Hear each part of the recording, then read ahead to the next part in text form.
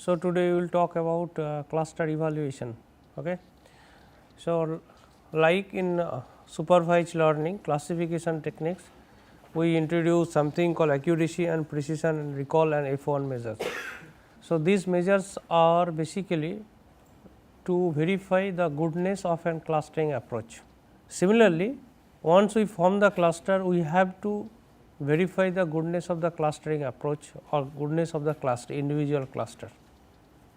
So, therefore, we should have some measures or we should have some evaluation metrics for evaluating the clustering approach or clusters.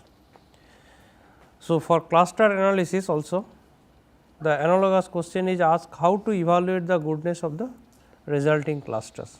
So, why do you need to evaluate them? Obviously, to compare the clustering algorithm. See, let us say I know that there is an algorithm is called k-mean, okay, and then I said is DB-scan. Okay. So, then which algorithm is better? How to compare these two clustering technique?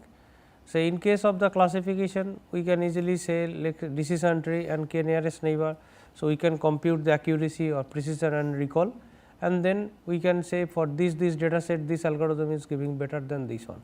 Here what we do it, the same data set we will apply two algorithm, two techniques, and we will say that which technique is giving better result than others. So, therefore, to compare the clustering algorithm, to compare two set of clusters, it is not on the only the clustering algorithm. So, say suppose we got three clusters, and then we want to compare the which cluster is better than the others, okay, in some sense. So, these are the objective of the cluster evaluation. After all, say suppose you propose new algorithm or you propose new algorithm for clustering or classification, obviously, you have to say what is the error rate or precision, recall and so on. Similarly, here you algorithm new algorithm you proposed new algorithm for the clustering approach, then you have to compare the results with other clustering approach. So, you can say our algorithm is better than the k-mean clustering on this data set. So, this is the objective of the cluster evaluation. So, there are three techniques for evaluating the cluster. So, unlike in classifications, we have very limited number of metric. So, that is precision, recall, F1 measures and then accuracy, and obviously, accuracy or error. But here we have the problem is different. So, in classification problem, we have the test data set, and in the test data set we know the class level. But this is a unsupervised learning. So, we do not use the training data set and means we do not have the class level here. Obviously, we should know the test data set, otherwise you cannot verify the results. We should have the ground truth, then only we can verify. Now, this ground truth, how we will use this ground truth for verification of the clustering result, we will see slowly. So, first is external measures. So, this is used to measure the extent to which the clusters level match externally supplied class level. So, here is something we need to understand very clearly. Let us say you have a data set and you have a training data set. So, you have the training data set. So, for you have the data set, let us say x I and its class level say let us say L 1. You have the data set x 2 and its class level is L 2. You have the data set x 3 and its class level is L 1 and so on, because this is a training data set I am saying. Now, which algorithm I will apply, that I will determine later. First, we have a data set. Okay. I said ki in unsupervised learning, we should not use the class level for the unsupervised learning, means for clustering we should not use the class level. So, in other way around, in unsupervised means it does not use the class level, it does not have the class level of the data. Now, what we can do it? We develop a clustering approach, let us say k-mean, or you proposed a new clustering approach. What we can do to verify the results, goodness of the clustering approach, what we can apply? we can apply the clustering approach to a data set, okay, maybe to a training data set. Now, I said is you cannot apply the k-means on the training data set. So, what is the easiest way? So, you remove this all class level. Once you remove the class level, so this data will not have the class level. So, therefore, this data is without class level, and then you can apply the unsupervised learning on the this data, because I said is unsupervised learning will be applicable on the data which does not have the class level. So, what we do it? We have the class level, but we remove the class level. Now, you got after applying the results, after applying the say clustering, we will get some results, we will get some, let us say pi 1, let us say it will form 3 clusters. Now, to verify this cluster or results of output of this clustering approach is obviously a clustering. What we can do? We can match, we can use the class level of the original data set. So, please note that while doing the clustering, we did not use the class level information while doing the clustering, but after doing the clustering, to verify how much good our result is, we can use the class level. So, that means this is something called external index. Okay. Did you get this information? So, externally supplied, or some guy, some domain expert say he knows very genuinely, he knows that these of the objects belongs to cluster 1, these of the object belong to cluster 2 and these of the object belong to cluster 3. So, this information is supplied from the outside of the data set. So, if you take help of this one to verify your results, then this is something called the external index. Okay. Did you get the idea? You develop a clustering approach, you apply with some domain, that is fine, but now what you do it? You should have a data where you know the class level. You remove the class level and you apply the data on the without class level data, and then you verify the results, you verify the clustering results with the help of the class level you have just removed. This is something called external index. Next is internal index. As I said, is data should not have a class level. So, then you have to use only this information, no class level. So, whatever the data you have, those information you use, this is something called internal index. You are not going to use some other information. One example is in k-mean we are saying minimum SSE value. So, you form the clusters and then you compute the SSE value. So, we are not taking any kind of information from the outside source. So, this is something called the internal index. And then relative index. What is relative index? Relative index is a kind of thing is compared to clustering approach. So, I got results and then someone else also I got results and I claim that our result is better than k-mean. Then you compare the results with the results of the k-mean only, irrespective of any internal or external index, external information. So, do not compute SSE and so on. So, I said I claim my clustering result is better than DB-scan. What I do? I use some index, obviously either internal or external index, to verify the goodness of our clustering approach over other clustering approach. So, this is something called the relative index. So, my algorithm is maybe worse than other algorithm, let us say k-mean, but it is better than a DB-scan. So, in that case this is something called relative index, but this is also combination of either internal or external index. So, in summary, external index is like externally supplied information will be used for verifying the clustering results. Internal index is like we will not use any outside information, whatever the data is giving. So, that data the information we will use, and the relative index is a combination of these two to verify the results of the two clustering approaches. So, this is another technique. So, measuring the cluster validity via correlation. Okay. So, this is kind of relative index you can say. or it is a different kind. So, let us say how can you do it? So, you have the two matrix, one is proximity matrix. What is proximity matrix? So, in the last example if you talk about here, so we had a point here 1 1, then 2 1, and this is 2 2, and this is 1 2, and then we had a point 1.5 1.5.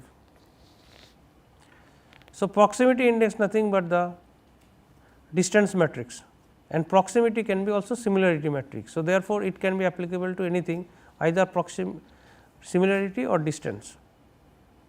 So, now if you compute the proximity matrix, so what you have to do? So, there are 5 points, right. So, you have to compute the distance matrix. So, then you compute the distance from one point to all other points. So, let us say this is A, B, C, D and x. So, you compute distance A, B, C, D, x.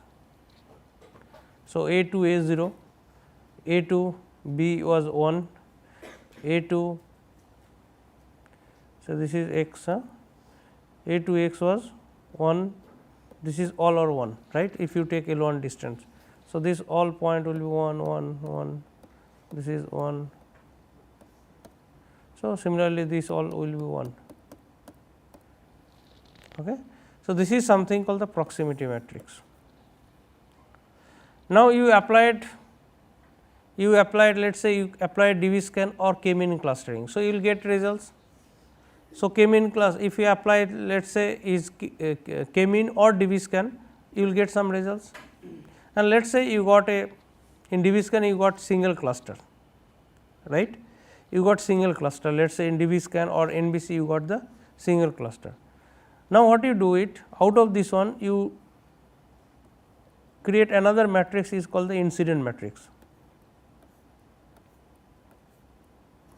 Size of the incident matrix is the size of the data set.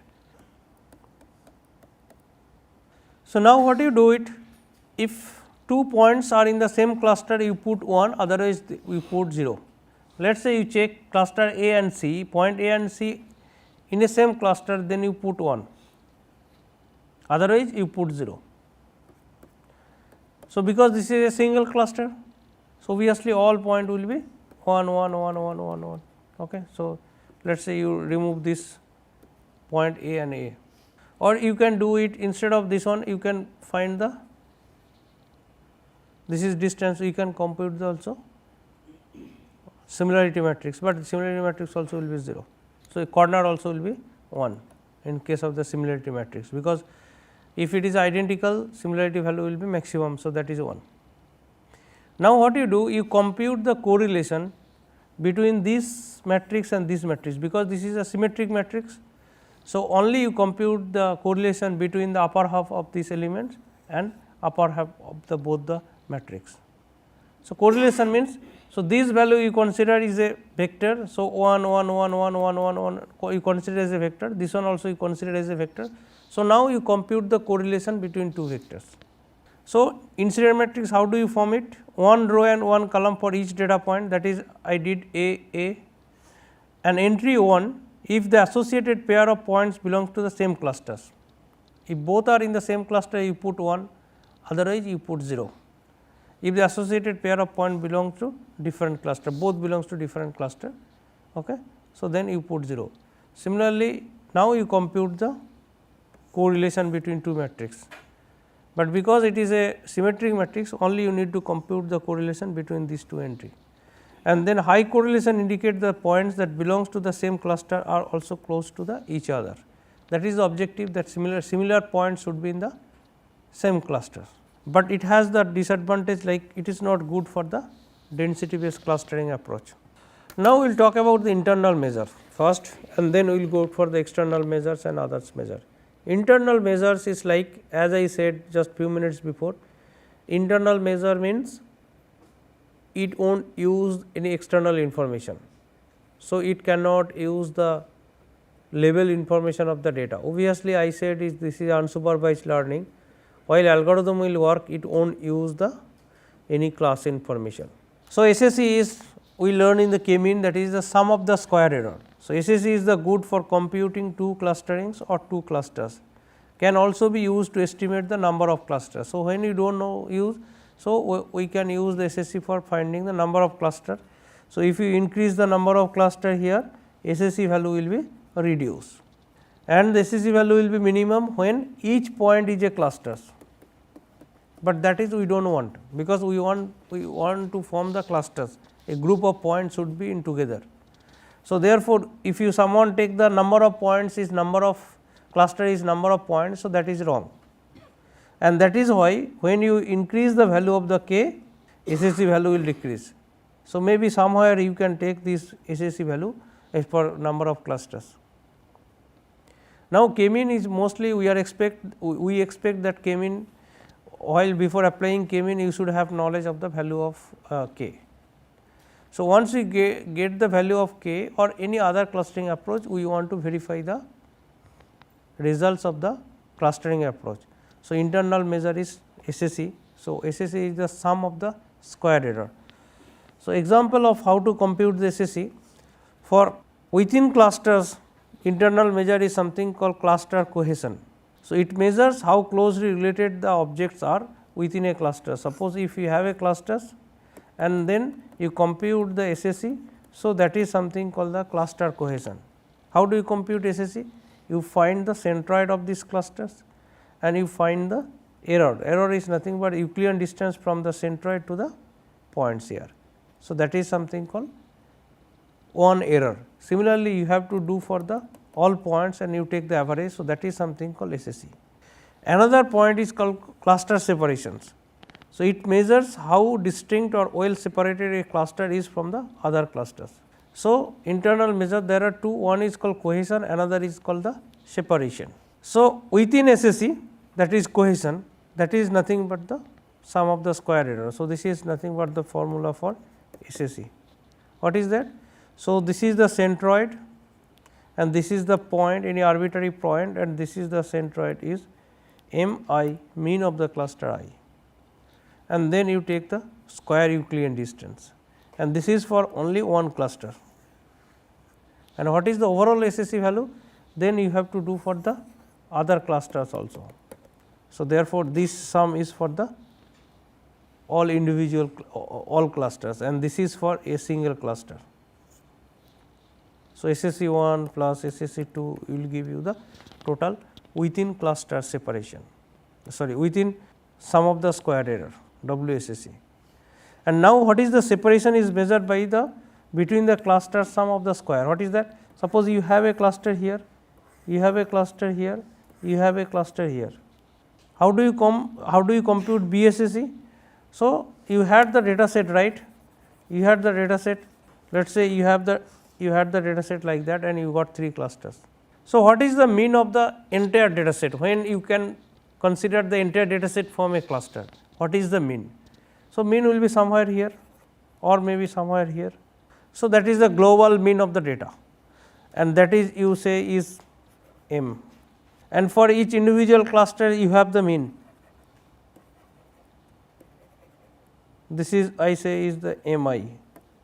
So, this is m1, this is m2, this is m3, and then you compute the distance from m1 to m, and then you take the square. So, Euclidean distance, right.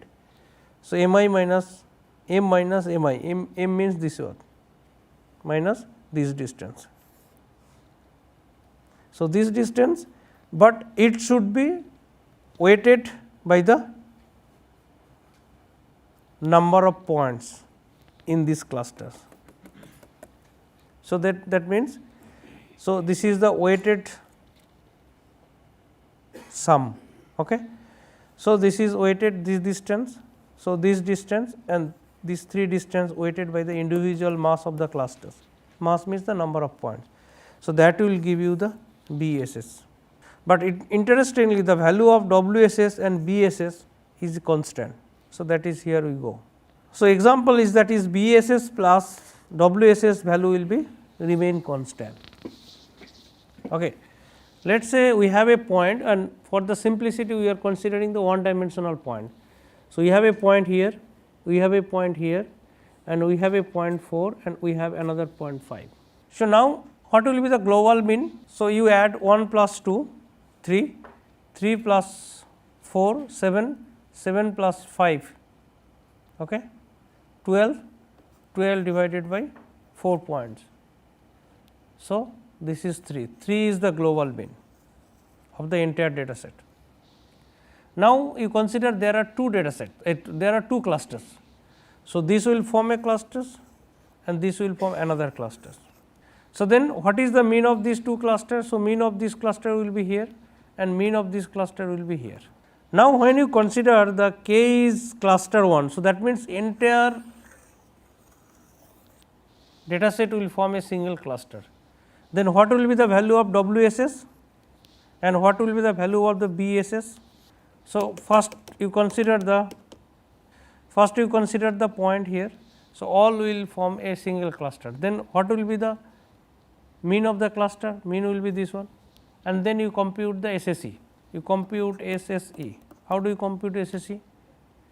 So, distance from 1 to 3, distance from 2 to 3, distance from 4 to 3, distance from 5 to 4. So, that is the within SSE. So, 1 minus 3 square plus 2 minus 3 square plus 4 minus 3 square plus 5 minus 3 square. So, that will give you 10. Now, what is BSS? BSS is what? Cluster separation. What is cluster separation? So, as I said is what is the global mean? Global mean is 3 and these clusters mean is also 3. So, therefore, 3 minus 3 and number of points in this cluster is 4. So, that will give 0. So, therefore, total value of BSS and WSS will be 10. Is it clear? Now, you form two clusters. Two clusters mean this will form one cluster and this will form another cluster. Now, you compute the BSS and WSS. How do you compute BSS, WSS? So, this is a single cluster. So, now you compute distance from here to here. So, this distance will be 1.5 minus 1 plus 2 minus 1.5. This is for this cluster. Now, you compute for this cluster. This cluster is what is this value? 4.5. So, then 4 minus 4.5 square and 5 minus 4.5 square. So, if you compute here, this value will give you 1. Now, you compute the BSS. What is BSS? As I said, you compute the global mean is m, and you compute the distance from the each individual centroid to the global mean. So, that is m 1 minus m. So, m 1 minus m, this is m 1. So, m 1 is 1.5 and this is 3. So, 3 minus 1.5 square will be multiplied with the number of points. So, number of point is 2. So, 2 into 3 minus 0.5 and now here.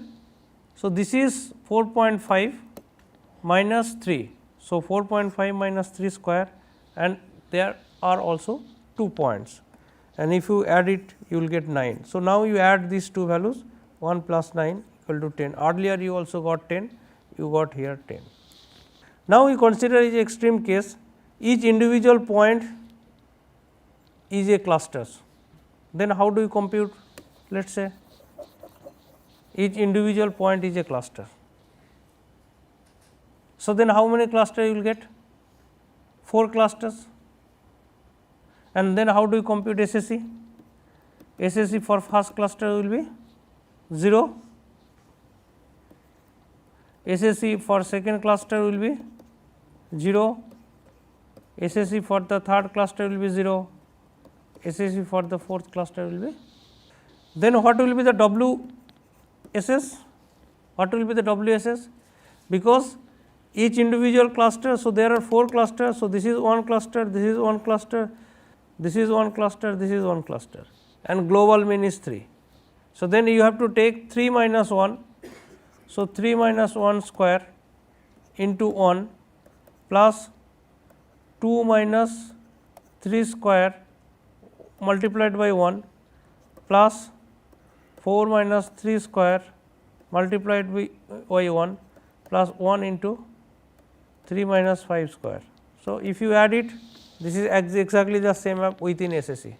So, then again 10 and then SSE plus BSS is again 10. So, other way around you can think of internal measure say within cohesion means distance from one point to the all other points, average distance. So, that can be also seen as the cohesion. So, two terms cohesion we computed using SSE and then using BSS for the separation. So, another way to compute the cohesion and separation is like cohesion we can compute within a cluster, you compute the pairwise distances and you take the average, and separation you can compute the average distances from one point to another points, where the points are from two different clusters. So, you compute distance from here to the all other points in the other clusters. From here also you do the distance from that point to all other cluster and you take the average, but here is within these clusters. So, another important measure is something called Silhouette coefficient. So, this is we need to understand what is Silhouette coefficient, and many applications what people observe to compute the Silhouette coefficient instead of the SSE and other values. SSE is good for the data set where you have a very spherical shape type of clusters. And then what is SOC? So, Silhouette coefficient combine ideas of both cohesion and separation. So, what for individual point as well as the clusters and the clustering, that means you can compute the cohesion for the one individual points and for a clusters and otherwise for the entire clustering. So, to understand what is Silhouette coefficient, we need to understand two terms, one is called A, another is called the B. So, what is A? A is the average distance of I to the points in its clusters, and what is B? B is the minimum of the average distance of I to the points in another clusters, and the Silhouette coefficient is nothing but A is equal to 1 minus A by B. So, what is A? A you compute the distance from this point to the all other points and you take the average. So, Silhouette coefficient point x, what I do it, I will compute the distance from x to the all other points in the clusters and you take the average. So, that is something called A. And what is B? B is you compute the distance from the point to the all points in other clusters and you take the average. Similarly, you compute the distances from the point to the other cluster and you take the average. Similarly, if there are other cluster also you take the distances and then you take the average, and then you identify the clusters or distance which is close to the point A.